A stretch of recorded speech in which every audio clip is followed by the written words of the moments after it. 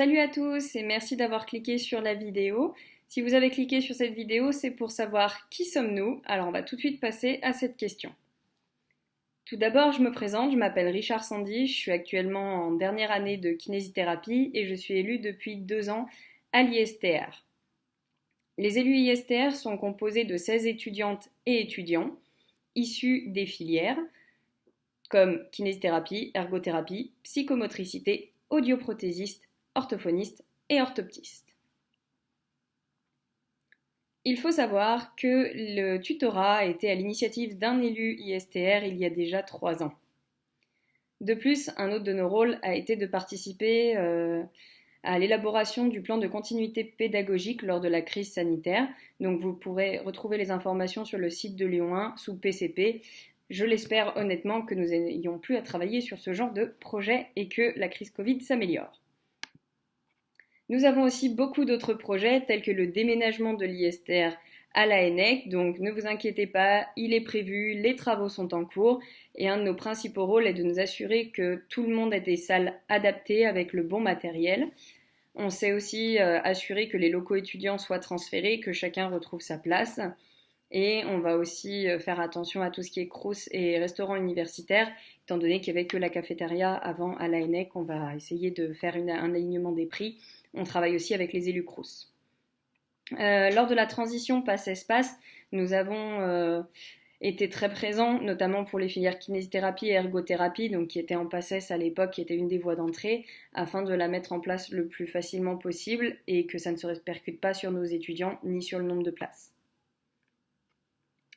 Un autre rôle qui est aussi un des plus importants, c'est le vote des maquettes. Donc maquettes de l'année universitaire au niveau des vacances par exemple, des temps de révision, des semaines de stage, mais aussi au niveau des enseignements et des coefficients. On s'assure que tout soit pertinent par rapport à votre formation et par rapport aux UE cœur de métier par exemple.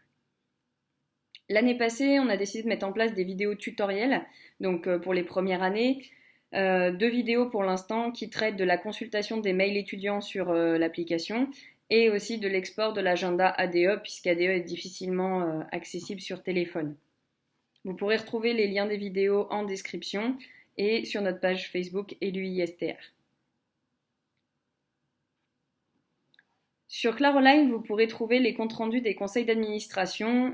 Pour l'instant, c'est un peu en stand-by dû au Covid, étant donné qu'on était en distanciel, mais j'espère qu'avec le nouveau mandat, ça va reprendre de plus belle afin que vous ayez toutes les informations de façon la plus claire possible. Au niveau des élus, on ne travaille pas seul. Nous soutenons le tutorat ISTR et bien sûr vice-versa. Tous vos projets étudiants qui sont présentés en conseil d'administration, donc quand vous voulez monter un projet, une association ou en lien avec une association, si vous avez besoin d'une subvention, d'un soutien logistique, tout ça c'est voté en conseil d'administration et donc on a un droit de regard là-dessus et de vote. On soutient aussi la journée du patrimoine, donc vous en avez peut-être déjà entendu parler les années précédentes, mais c'est une journée où le grand public peut venir à la faculté pour découvrir son histoire et donc c'est aussi quelque chose un événement vraiment important pour nous puisque ça permet de faire rayonner l'histoire de l'ISTR et surtout de faire connaître nos professions. Pour ne rien... Pouf, on recommence. Pour ne rien louper, suivez-nous sur Facebook, donc c'est là où on est le plus actif, sur EluISTR.